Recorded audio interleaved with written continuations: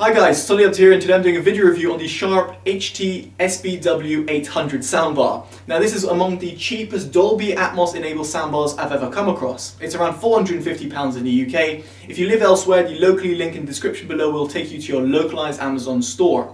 Now, also in the description you'll find alternatives, be it from soundbars I've reviewed or ones I would suggest. Worth checking those out in case you're interested, as I will be referencing throughout this review. So without further ado, let's get into it. So first off, let's talk about the build quality. Now the soundbar itself looks absolutely fine. It's not too thick, as you'll be able to see in terms of fitting under your TV, and if you have it in terms of like my setup on a TV stand.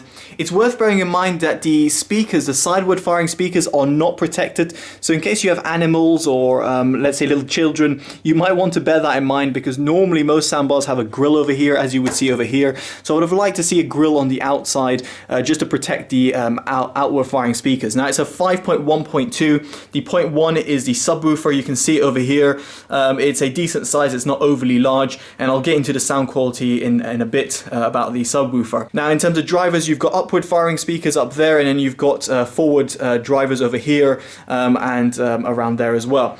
Now it's worth bearing in mind you've got physical buttons over here, so it's power on and off, inputs and volume up and down. It's great to see those included. In terms of an LED, you've got an LED basically off center to the right, and you can see it over here in terms of it responding. I will note that the soundbar does take quite a while to switch on. It does take around, I would say around 5 to 8 seconds to switch on, to power on, which is a lot longer than most soundbars I've reviewed, so worth bearing that in mind. In terms of the remote itself, I'm not impressed at all. For around £450, I would expect a lot better remote, just because it just feels very, very plasticky and flimsy. Furthermore, and this might seem really trivial to some people, but when you're putting it down, it will normally, well, it does it there, but normally it will just bend to the left and the right, just because of the way it's designed to be really sat up. Now I know that's really trivial to some people, but honestly I just would have liked just a little bit of better design. On the plus side, in terms of the remote, it provides all the functionalities that you need. So you've got input, you've got Bluetooth, and yes, this soundbar supports Bluetooth.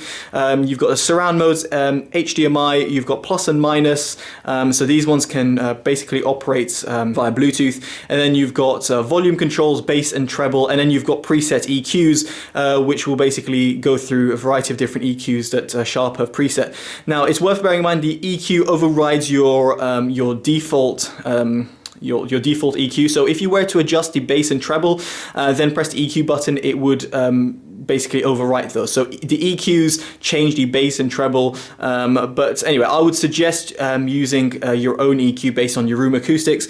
In my case, I've reduced the bass by 2 notches and increased the treble by 2 notches. And again, I'll get into this in the sound quality part of the review. Now, in terms of connectivity, as I mentioned before, you've got Bluetooth. It's version 4.2. In terms of other inputs, you've got 2 HDMI pass-throughs that you can have there. You've got an HDMI ARC input, which you can see it's connected to my TV right now. You've got USB, auxiliary and optical as well, and a coaxial as well. Great to see all of those there, and the fact that you can actually use them with a variety of different devices is, well, a testament to what Sharp have done over here in terms of inputs and outputs. And now we get on to the fun part of this review, the sound quality assessment. Now before I get into my own verdict, I just want to give you a snippet of how the actual soundbar sounds like. As I mentioned before, in terms of my EQ settings, it was -2 bass and +2 treble, and that also depends on the room's acoustic. Now don't get me wrong, it's not the best way to experience a soundbar, as you're going to be listening to a compressed audio over YouTube, and then you're going to have the camera as well with its own microphones picking it up.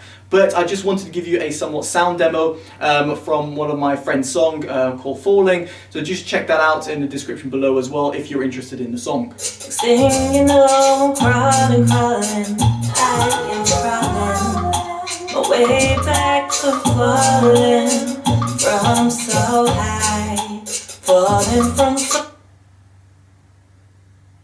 The thing is my imagination is constantly racing, 1,000 miles ahead, I'm living in my own mind. So there was a little snippet. Now what do I make of it? For someone who's reviewed over 300 audio related devices and a bunch of different soundbars.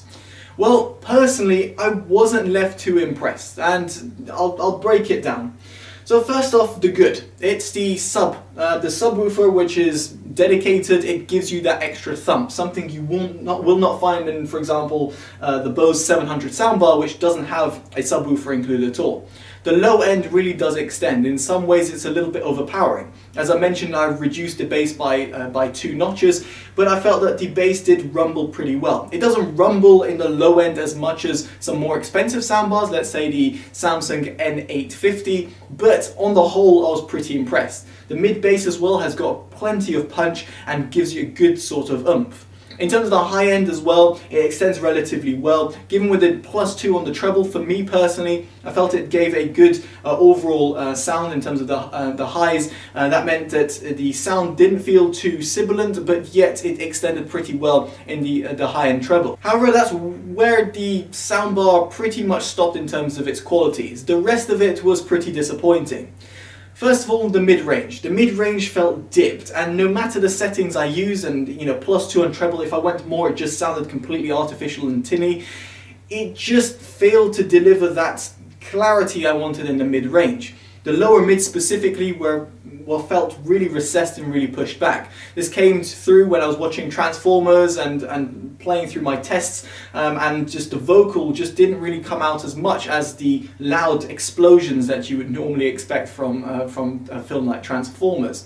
Same came from when I was watching YouTube videos. Just the voice clarity just lacked that oomph. And if I'm comparing it to some of its competitors, non-Dolby Atmos enabled soundbars far surpass the voice clarity in a mid-range than this Sharp soundbar. Then moving on to Dolby Atmos enabled soundbars, which would be more expensive, so about £100 more, such as the Samsung Q70R. Then the mid-range of that soundbar, which isn't excellent to say the least, is far superior than this Sharp soundbar. So I was just left disappointed in the mid-range. The biggest thing for me, the biggest kicker for me, was the overall soundstage reproduction. Over here it felt closed, and yes, you've got Dolby Atmos, and that brings that extra height information and makes you feel like you're in a theater. That sort of experience, that wow effect that I got with other Dolby Atmos enabled soundbars, just didn't come across with this Sharp soundbar. It felt closed, it felt like I was in a small bedroom, when in reality I should be in a massive hallway listening to this fantastic sound that's coming from all different directions. Yes, it had good instrument separation, but the overall width and the depth that this soundbar could reproduce just wasn't on par from what my expectations were for a Dolby Atmos enabled soundbar. Now, without Dolby Atmos enabled, this soundbar suffers even worse. So for example, I was watching YouTube videos, I was watching terrestrial TV, be it in HD or not. It just didn't come across as I would expect it. The same went for Blu-rays. Again, when I was watching Transformers with Dolby Atmos disabled, it just didn't sound anything like I'd expect. It just sounded so compressed, and it almost like what I was talking about, the YouTube compression, it felt like YouTube compression to another level. Ultimately, what I'm trying to say over here is that even with Dolby Atmos enabled, I didn't experience the Dolby Atmos effect. At which point I would spend £100 more and get this Samsung soundbar instead if I really wanted that overall more wow factor Dolby Atmos experience. If I didn't care about Dolby Atmos, there are other soundbars out there that far superior than the Sharp soundbar. The JBL soundbar, which was on review over here, wasn't exactly the best, but it had a thumping subwoofer which extended far lower than the Sharp soundbar and can be found exactly the same price. It's also a 5.1 sound system. Or if you don't want that, you've got the Samsung HWN650, which beams around sound around your room, and yes, it doesn't have Dolby Atmos, but it does again produce a really nice overall soundstage. So what I'm trying to say over here, and pretty much my verdict of this soundbar, is the fact that yes, it has the right features, but really it's kind of put together and sold off almost as a package, rather than something that's really competent in any of its field. This is my opinion, and ultimately it's my unbiased, unpaid review. So if you like this type of content, make sure you like it, subscribe if you want to see more, and favourite and share. Of course, let me know in the comments below what you think of this soundbar or of competing soundbars. We're very much intrigued to hear your thoughts. Alright guys, I've been Totally Dubbed, take care and bye bye.